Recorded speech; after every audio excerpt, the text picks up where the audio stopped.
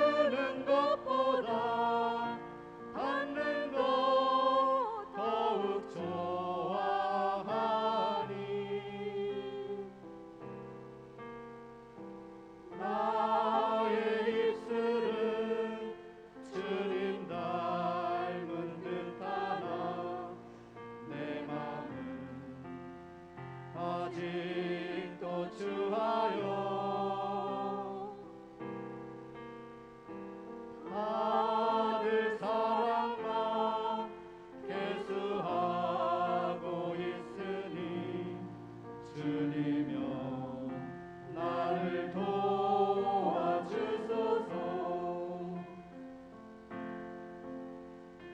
나의 입술은 주님 닮은 듯하나 내 맘은 아직도 주하여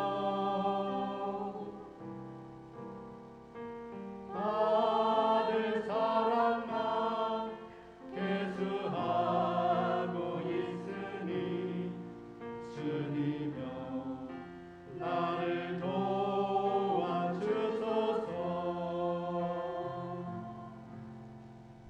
아멘. 감사합니다. 아름다운 찬양 고맙습니다. 인터넷에 이런 글이 올라온 적이 있습니다. 어느 목사님이 아침 저녁으로 오고 가는 길에 한 거지를 만났습니다. 처음에는 눈인사를 하다가 나중에 점점 만나기 잦아지니까 서로 안부를 묻게 됩니다. 안녕하시느냐고 그렇게 물었습니다.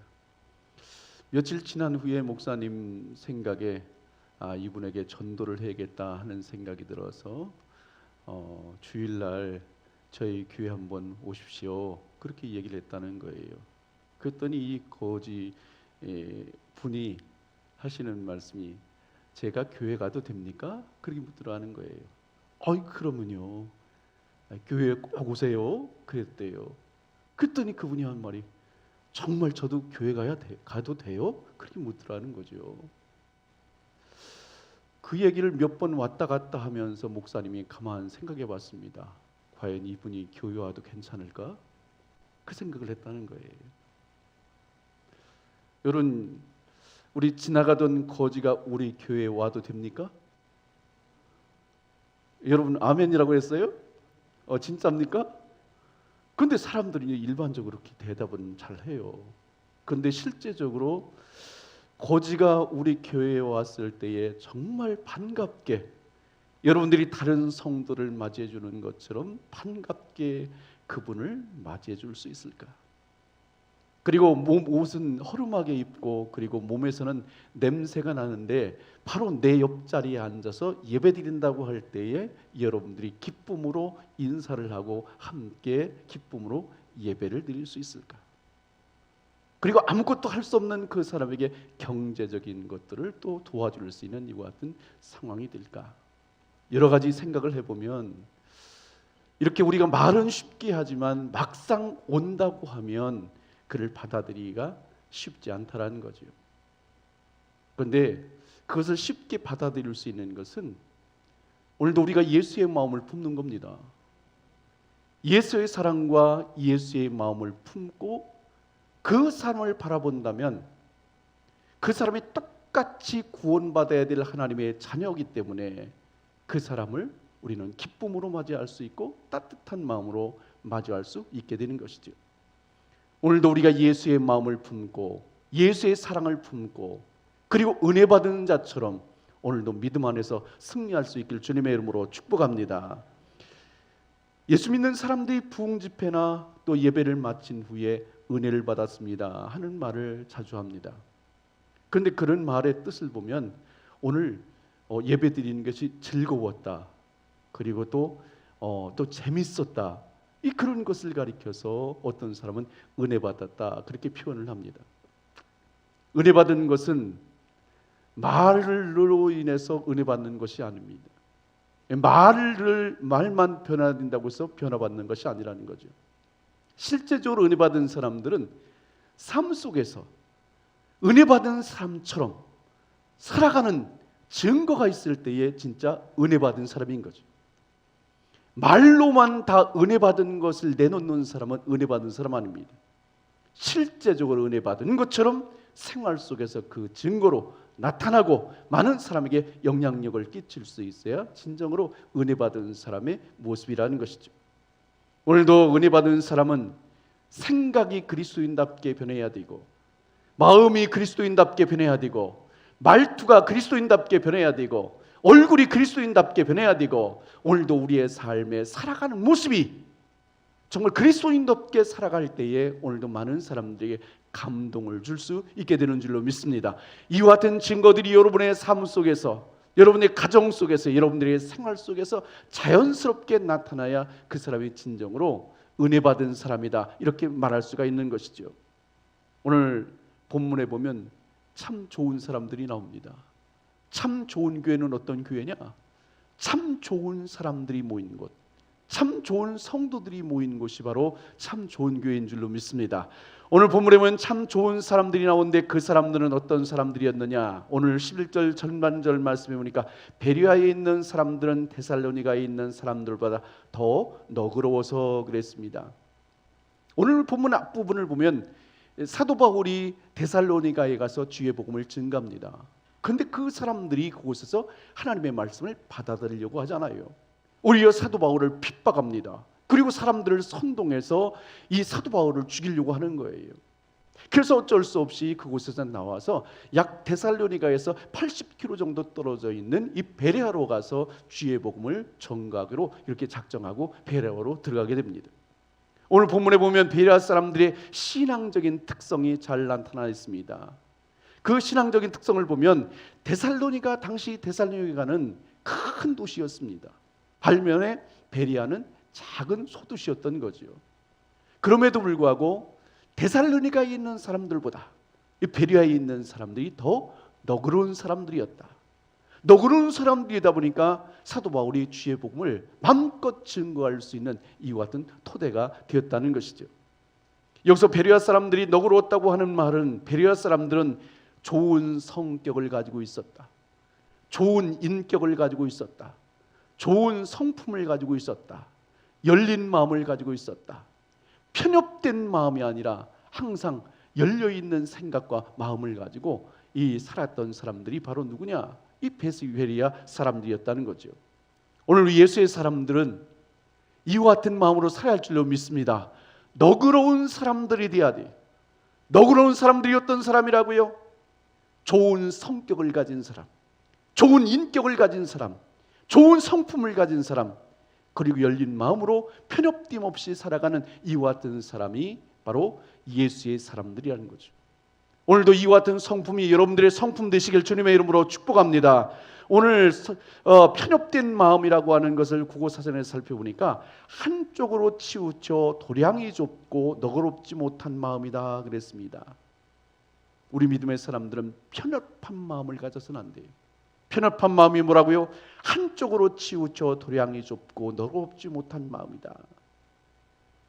우리 믿음의 사람들이 신앙생활하면서 한쪽으로 치우쳐서는 안 돼요. 기울어져서는 안 됩니다. 말씀을 삐딱하게 받아서는 안 됩니다. 똑바로 받아야 됩니다.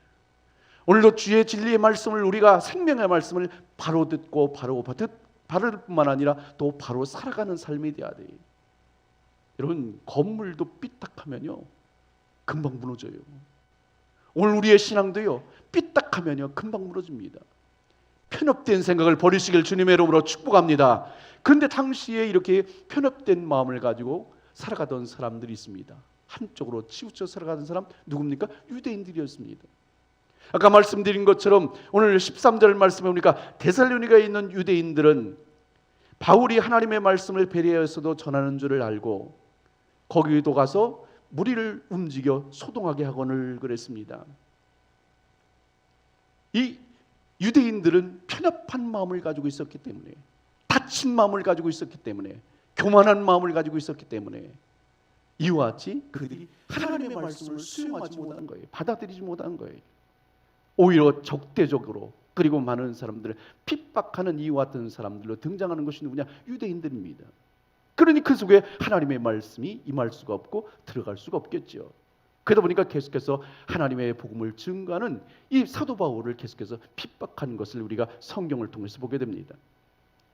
누가복음 5장에 보면 예수님의 말씀에 대해서 편협한 마음이 아니라 진실된 믿음으로 받아들인 이 베드로의 신앙이 나옵니다.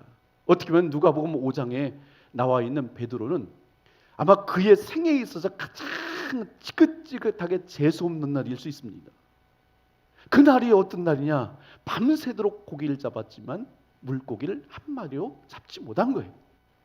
밤새도록 잡았는데, 그러니 얼마나 세상 말로 말하면 재수가 없는 날이겠습니까?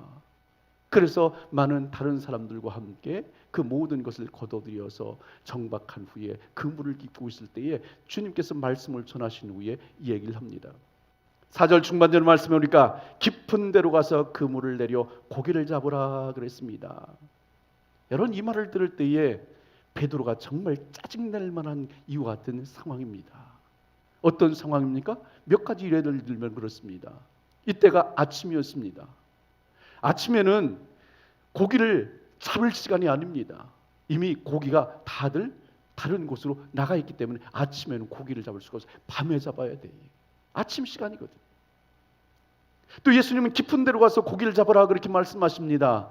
낮은 곳에, 낮에는 물고기들이 깊은 곳에 있지 않고 낮은 곳으로 와서 이렇게 생활한다고 그래요. 그런데 깊은 곳에 들어가서는요, 이와 같이 물고기를 잡을 수가 없는 것이죠. 그리고 또 예수님, 저는 대대로 갈릴리 바다에서 물고기를 잡은 사람입니다. 목수일에 대해서는 예수님이 전문가일지 모르지만 이 바다에서만큼은 제가 전문가입니다. 그런데 그런 말씀하십니까? 아닙니다. 예수님, 오늘은 정말 재수가 없는 날입니다. 밤새도록 고기를 잡았는데 한 마리도 잡지 못하지 않습니까? 이것을 보면 오늘 아무리 잡아도요, 재수 없는 날은 재수 없는 날입니다. 오늘 그냥 피곤하기만 하지 그냥 오늘 접을랍니다. 그리고서 모든 것을 편협된 마음으로 말씀을 받았다면 하나도 실천하지 않을 거예요.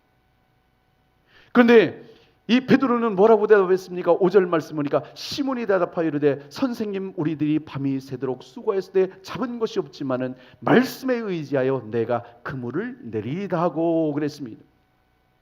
예수님의 말씀에 순종했더니 어떻게 됐다고요? 6절 말씀 보니까 그렇게 하니 고기를 잡은 것이 심히 많아 그물이 찢어지는지라 그랬습니다.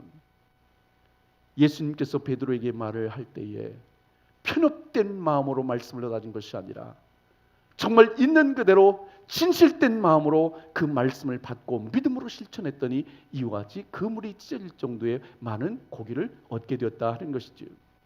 오늘도 베드로에게 어떻게 보면 이 날이 최악의 날로 시작했지만 그러나 하나님께서, 주님께서 이 말씀에 실천했더니 최고의 날로 만들어 준 줄로 믿습니다.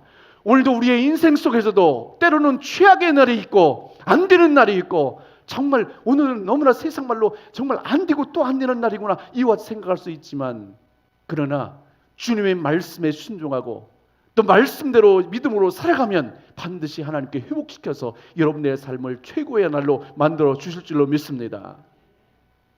여러분, 예수 믿는 사람들은 너그러운 마음으로 살아야 됩니다. 열린 마음으로 살아야 될 줄로 믿습니다. 그래야 하나님의 말씀도 들으고요, 성령의 음성도 들을 수 있습니다. 열린 마음, 넉넉한 마음, 그 마음으로 항상 신앙생활을 해야 된다는 거죠. 예수의 사람들이 그냥 좁은 개울물에서 발만 담그고 있는 것처럼 그렇게 편협된 생각을 가지고 있어서는 안 돼요. 바다와 같이 넓은 이와 같은 마음으로 사시길 바랍니다. 너그러운 마음, 넉넉한 마음, 세상의 모든 사람들을 다 품을 수 있고 모든 것을 품을 수 있는 넉넉한 마음을 가지고 살아갈 때에 많은 사람들이 모여들 수 있는 거예요. 그런데 많은 사람들이 편협되게 살아가면요, 발가락 하나 드러낼 틈도 없어요. 내가 다가가고 싶은 틈도 없어요. 내가 들어가고 싶어도 아무리 비집고 들어가려도 들어갈 수 없어요. 사람들이 없어요. 우리 믿음의 사람들에게는 항상 넉넉해서 누구든지 들어올 수 있고 누구든지 만나고 싶고 누구든지 보고 싶고 누구든지 함께하고 싶은 이와 같은 넉넉한 믿음의 사람들 되시길 주님의 이름으로 축복합니다. 얼마 전 12월 7일자 신문을 제가 봤어요. 그랬더니 이런 내용이 있더라고요. 서울 강남 한복판에서 과일 위상값을 두고 시비가 붙어 수차례 여성 얼굴을 찌른 60대 남성이 살인 미수 혐의로 경찰에 붙잡혔습니다. 서울 수서경찰서는 6일 오후 4시 반쯤 서울 강남구 수역 앞에서 과일 노점상 60대 남성 A씨를 살인 미수 혐의로 입건했습니다. 노점상 A씨는 위상값 2만 6천여 원을 두고 시비를 벌이다가 날 죽이라는 BC의 말에 채소를 자를 때 사용하던 칼로 피해자의 얼굴과 뒤통수 등을 4차례 찌른 혐의를 받습니다. 그리고 마지막 내용이 뭔지 아십니까? 이들은 같은 교회에 다니는 신도들로 파악됐습니다.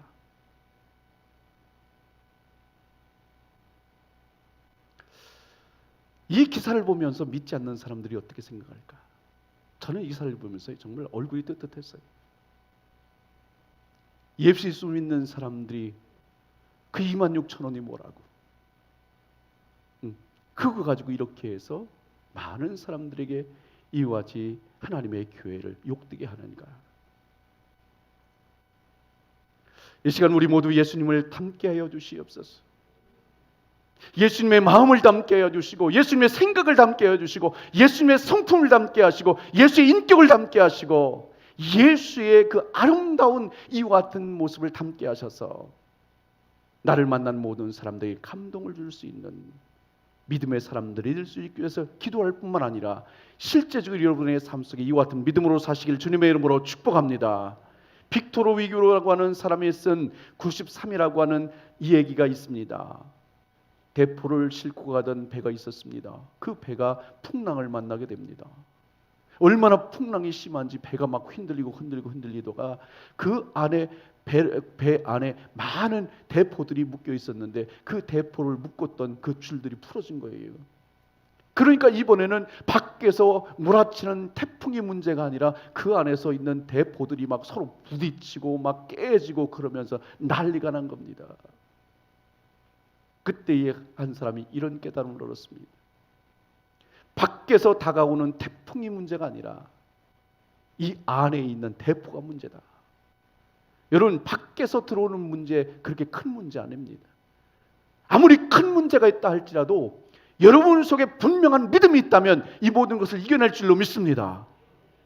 그런데요, 아무리 밖에서 작은 것들이 몰려온다 할지 내 심령 속에 강력한 믿음으로 무장되어 있지 않으면 내 속에서 엄청난 요동들이 일어나는 거예요.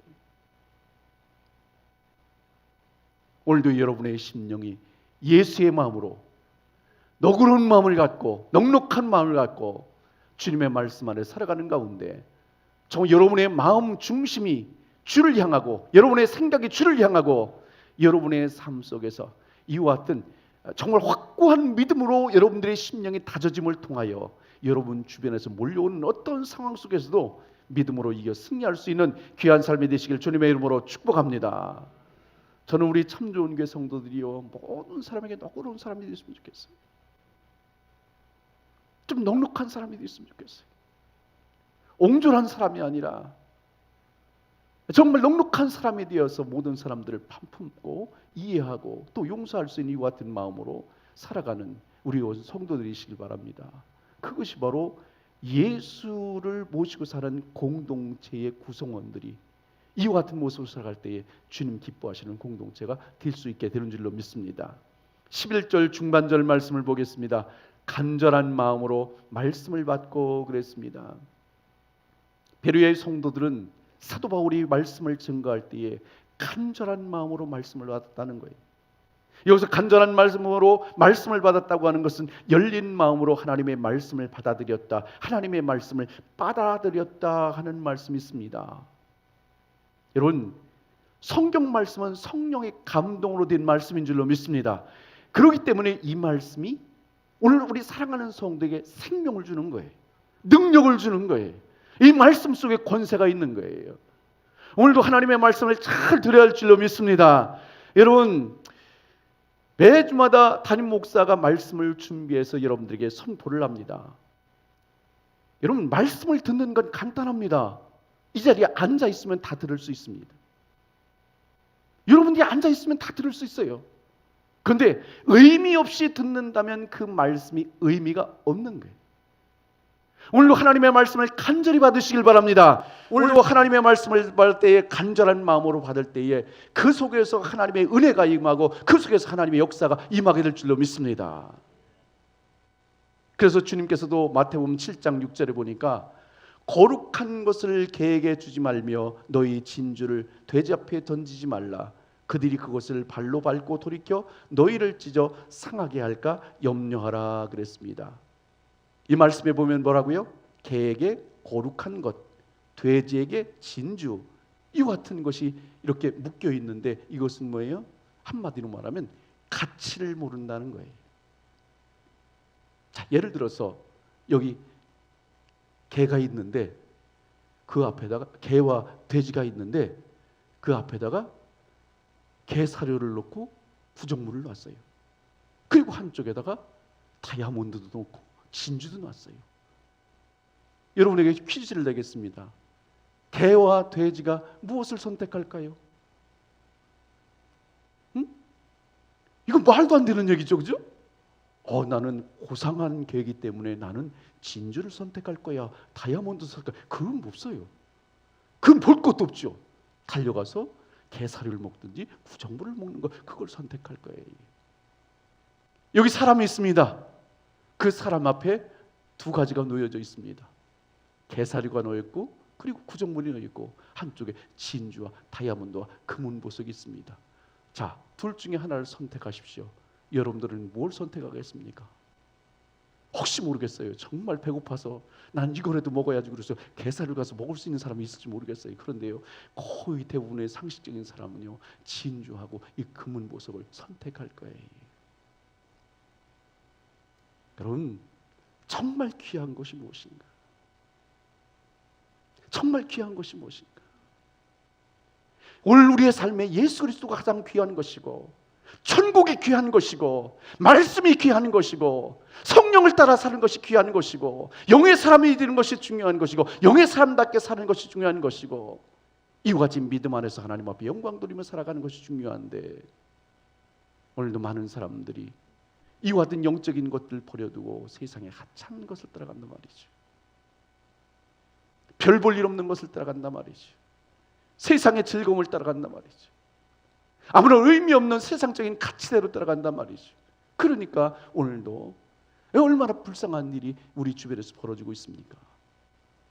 이 자리에 둘러앉은 여러분은 가장 소중한 것을 선택하신 분들인 줄로 믿습니다. 선택하신 분들이 항상 간절한 마음으로 주의 말씀을 사모하고, 간절한 마음으로 주의 은혜를 사모하고, 그를 통해서 날마다 하나님 나라를 아름답게 이 땅에서 이루어가는 성도들이시길 주님의 이름으로 축복합니다. 오늘 본문의 베레아 교인들은 하나님의 말씀을 들을 때 간절한 마음으로 들었는데, 그 간절한 마음으로 또 들었다고 하는 것은 무엇을 의미하냐면 그 가치를 알았기 때문에 간절한 마음으로 들었는데, 시편 110편 103절에 보니까 주의 말씀의 맛이 내게 어찌 그리 단지요 내 입에 꿀보다 더하니이다 그랬습니다. 여러분들에게 또 질문하겠습니다. 여러분들은 하나님의 말씀을 읽을 때에 또 들을 때에 이 하나님의 말씀이 꿀맛처럼 느껴지나요? 벌써 아멘 하잖아요.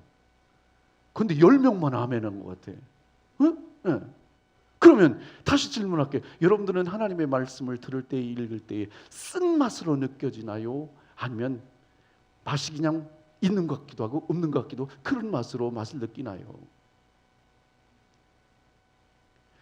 단맛을 느낀다고 하는 것은, 하나님의 말씀이 달게 받아들일 수 있다고 하는 것은, 그것은 뭐예요? 영적으로 깨어있다는 거예요. 영의 사람이라는 거예요. 영의 사람이기 때문에 주의 말씀이 너무나 귀하고 그 생명력 있는 말씀이 너무나 소중한 것을 알기 때문에 달콤한 거예요. 말씀을 들을 때마다. 그런데요, 말씀이 쓰다든지 말씀이 무덤덤하면요, 영적으로 병들었다는 거예요. 우리의 심령이 벌써 병들었다는 거예요. 말씀을 제대로 못 먹는다는 거예요. 오늘도 여러분이 하나님의 말씀을 받을 때에 쓴 말씀으로 들리든지, 아니면 여러분의 그냥 무덤덤한 말씀을 듣는다면 여러분들이 이것을 놓고 회개해야 돼요. 그리고 다시금 영적 회복을 위해서 기도하시길 바랍니다. 영의 사람 돼야 돼. 네. 그래야 하나님의 말씀이 너무나 달콤한 거예요. 막 들을 때마다 막 너무나 은혜가 되고 너무나 달콤하고, 그래야 정말 그 힘으로 한 주간 동안 살아가죠. 그 의미 없이 그냥 주일날 되니까 와서 앉아있다 들어가면요, 오늘 일주일의 삶, 여러분 승리하는 삶 살 수 없습니다. 주의 말씀이 능력입니다. 주의 말씀이 권세입니다. 여러분에게 충만하게 임해서 여러분을 사로잡고 여러분의 삶의 현장을 사로잡는 믿음의 사람들 되시길 주님의 이름으로 축복합니다. 오늘도 우리가 오랫동안 신앙생활하는 것이 좋은 면도 있지만요, 나쁜 면도 있어요. 오랫동안 신앙생활하다 보면, 오랫동안 무엇을 가지고 있다 보면 너무나 익숙해지거든요. 익숙해진다는 것은 뭐예요? 좋은 것이죠, 나쁜 것이 많아요. 오늘도 우리는 하나님의 말씀을 들을 때도 날마다 새로운 마음으로, 오늘도 우리에게 주신 생명의 말씀으로, 나에게 주신 오늘도 하나님의 능력의 말씀으로 오늘도 우리가 받을 때에 그 말씀 속에 권세가 있어서 여러분의 삶 속에 놀라운 일들이 일어나게 될 줄로 믿습니다. 어떤 사람은 사람이 음식을 먹는 모습을 보면 그 사람의 건강 상태를 알 수 있다 그랬습니다. 건강한 사람은 정말 맛있게 먹잖아요. 뭐 차려주면 정말 맛있게 먹잖아요. 그런데 건강하지 못한 사람은 뭐예요? 숟가락을 들었다가 놨다가 이것을 먹을 것이냐 말 것이냐, 그것이 문제로다 그러면서요, 그 젓가락을 들었다 놨다 한단 말이죠. 먹을 수가 없단 말이죠. 오늘도 우리가 하나님의 말씀을 듣는 것을 보면, 받는 이와 같은 모습을 보면 이 사람이 정말 하나님 앞에서 건강한 신앙을 가지고 있는가, 아니면 잘못된 신앙을 가지고 있는가를 금방 알 수 있다는 거죠. 담임 목사가 하나님의 말씀을 전할 때요, 정말 힘이 날 때가 있고 힘이 빠질 때가 있어요. 일주일 동안 하나님의 말씀을 준비하고 기도하면서 말씀을 잘 준비해서 이와 같이 주일날 선포할 때에 그 말씀이 여러분들이 정말 아멘으로 받고 막 흡수되고 빨아들이고 그리고 아멘으로 하다 보면요, 담임 목사 입장에서 얼마나 설교자의 힘이 나는지 몰라요. 그런데요, 그냥 마스크를 가려서 그런지 아멘도 안 하고요, 가만히 있고 이게 듣는 거지 마는 거지, 이게 정말 막 눈만 보이다 보니까 좋은 것 같기도 안 좋은 것 같기도 하고 그러면요 너무 힘든 거예요. 여러분, 주일날 선포되는 하나님의 말씀을 증거하는 담임 목사가 신나게 선포할 수 있도록 여러분이 힘이 되어 주시길 바랍니다. 아멘 하시길 바라요. 그래서 이렇게 하면요, 담임 목사가 얼마나 힘이 나겠어요. 막 주의 말씀이 막 힘있게 나가는 거죠. 그런데 듣는 둥 맞는 둥 하잖아요. 담임 목사가 너무 힘든 거예요. 너무 힘이 없는 거예요. 그러다 보면요, 말씀의 능력도 없고 권세도 없어요. 여러분들이 주의 말씀을 잘 빨아들이시길 바랍니다. 막 눈이 막 초롱초롱해서 막 진짜 막 제 눈을 막 그냥 째려봐서 그냥 아주 저하고 아주 좋은 교감이 있어서 주의 말씀에 놀라운 능력이 임하시길 주님의 이름으로 축복합니다. 어떤 분이요, 청중이 설교자를 만든다 그랬어요. 청중이 설교자를 만든다는 거예요. 천찮은 말씀을 전해도요, 막 듣는 사람들이 막 기쁨으로 아멘으로 받고 하면요, 설교자가 능력 있는 설교자 되는 거예요. 여러분, 건강한 성도가 되시길 바랍니다. 건강한 생각을 갖고 건강한 마음을 품고 항상 주의 말씀을 사모하는 가운데 여러분이 말씀으로 잘 무장해서 여러분의 삶을 하나님의 은혜로 차곡차곡 채워갈 수 있는 귀한 삶이 되시길 주님의 이름으로 축복합니다. 저는 목회를 하면서요, 졸다가 은혜를 받았다는 사람은 못 봤어요. 딴 생각을 하면서 은혜 받았다는 사람은 못 봤어요. 간절히 사모할 때에 하나님의 은혜가 이고 능력이 임하게 될 줄로 믿습니다. 데살로니가서 2장 13절에 보니까 이러므로 우리가 하나님께 끊임없이 감사함은 너희가 우리에게 들은 바 하나님의 말씀을 받을 때에 사람의 말로 받지 아니하고 하나님의 말씀으로 받음이니 진실로 그러하도다. 이 말씀이 또한 너희 믿는 자 가운데서 역사하니라 그랬습니다. 하나님의 말씀을 들을 때는 담임 목사 개인의 말이 아니라 하나님의 말씀으로 오늘도 우리가 받을 때의 은혜가 되고 그 말씀으로 아멘하고 순종할 때에 능력이 나타나게 될 줄로 믿습니다. 베레아 성도들이 하나님의 말씀을 간절히 받았던 것처럼 여러분들도 세상에서 나가서 싸울 새 힘이 어디에 생기느냐, 하나님의 말씀을 간절히 받고 그 말씀 속에서 능력을 받을 때에 세상에 나가서도 승리하게 될 줄로 믿습니다. 11절 후반절 말씀을 보겠습니다. 이것이 그러한가요? 날마다 성경을 상고함으로 그랬습니다. 여기서 상고했다고 하는 것은 성경을 자세히 읽고 자세히 살펴보고 그 본래의 말씀의 뜻을 되새겼다 하는 것이지요. 이 말은 어떤 의미가 있냐면, 재판관이 재판을 하기 전에 정말 자세하게 공소장을 잘 들여다보고 재판에 대한 것을 자세하게 들보고 그래서 옳고 그름을 판단하기 위해서 잘 살펴보는 그것을 가리켜서 상고한다 하는 이와 같은 의미가 담겨 있답니다.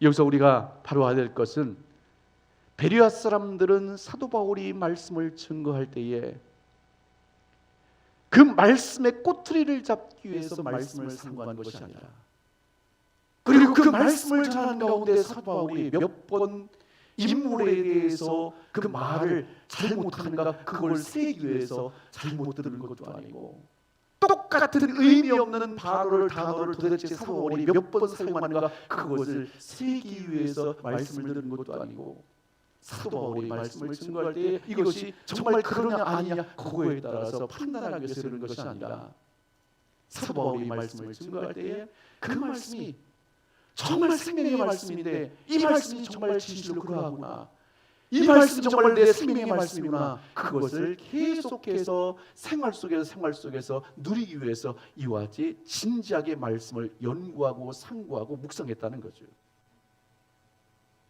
특히 오늘 11절 후반절 말씀이 현대인의 성경으로 보니까 그것을 확인하려고 날마다 성경을 연구했다 그랬습니다.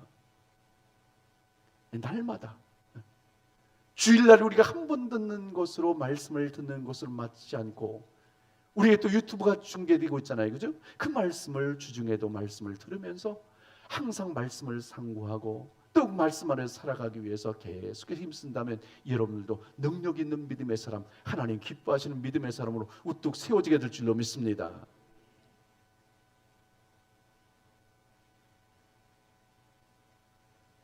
오늘도 우리 믿음의 사람들은 하나님의 말씀을 사모하되 계속해서 하나님의 말씀을 사모해야 됩니다. 갈비를 몇 달 전에 먹었다고 해서 내 속에 아직도 그 갈비의 능력이 나타나 있는 것이 아니거든요. 아침에 김치를 먹었어도 김치하고 밥을 먹었어도 오늘 아침에 먹은 게 능력이 있는 거예요. 하나님의 말씀은 마찬가지예요. 과거에 내가 많은 일을 받고 많은 능력을 체험했다, 그것이 중요한 것이 아니에요. 오늘 내가 은혜 받지 않으면 오늘도 능력 있는 삶을 살지 못하는 것이죠.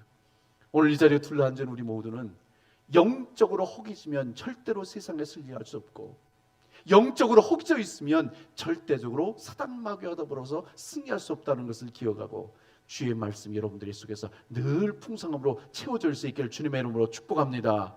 여러분, 베레아 사람들은 너구라는 사람들이었고 하나님의 말씀을 간절히 받았고, 그 말씀이 그러한가요? 날마다 말씀을 상고했더니 어떠한 역사가 나타났습니까? 12절 말씀에 보니까 그 중에 믿는 사람이 많고 또 헬라의 귀부인과 남자가 적지 아니하나 그랬습니다. 하나님의 말씀을 간절히 받고 늘 묵상하고 믿음 안에 살아가는 삶을 살았더니 하나님께서 많은 사람들을 구원에 이를 수 있도록 인도하셨다는 것이지요.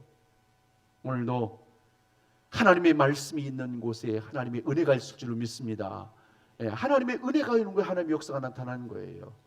여러분들이 하나님의 말씀이 이 시간 받고 여러분들이 한 주간 살아갈 때에 여러분 심령 속에서 말씀이 충만하면 여러분에게 좋은 일이 있게 될 줄로 믿습니다.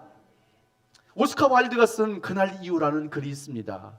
그 글에 보면 부활 승천하신 예수님께서 과연 내가 기적을 베풀 때 치유받은 사람들이 어떻게 살고 있나 그 모습이 보고 싶어서 이 땅에 내려오셔서 보셨대요. 길을 가시다가 주님께서 한 주정꾼을 만났습니다. 술이 취해서 이만큼 취해서 비틀비틀하고 있는 그 사람을 만났어요. 그때에 주님이 묻습니다. 형제여, 이것이 어떻게 된 일입니까? 그렇게 물었어요. 그랬더니 그 사람이 하는 말이, 내 절던 다리를 고쳐준 예수님이시군요. 내가 다리를 절 때는 구걸하여 살아도 부끄러운 줄을 모르고 살았는데 건강한 두 발이 된 후로는 얻어먹을 수도 없고 마음에 맞는 일자리도 없고 하여 이리저리 방황하다가 이처럼 되었습니다. 또 길을 가다가 갈릴리에서 한 그 싸움꾼을 만났습니다. 불량배가 되어 있었어요.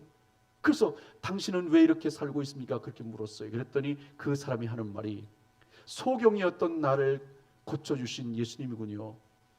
앞못 보던 내 눈에 진흙을 발라 눈을 뜨게 해주셨을 때는 너무나 기뻤습니다. 온 세상이 나의 것 같았습니다. 그러나 눈을 뜨고 나서 세상 돌아가는 꼴을 보니 차마 눈 뜨고 볼 수가 없었습니다. 차라리 소경으로 있을 걸 하고 후회도 했습니다. 화풀이하며 살다 보니 결국 이 지경이 되었습니다. 왜 다른 사람 두 사람 뭐예요? 계속 환경 탓하고 다른 사람 탓하는 거예요. 아니에요. 주변에 모든 탓이 있는 것이 아니라 오늘도 나에게 있는 줄로 믿습니다. 문제는 나에게 있는 거예요. 나부터 해결되면 되는 것이고 나부터 풀어주면 되는 거예요. 내가 문제지 다른 사람이 문제가 아니에요. 항상 우리 모든 사람들이 다른 사람을 탓하고 환경을 탓하는 것이 아니라 내가 문제입니다. 내가 문제예요.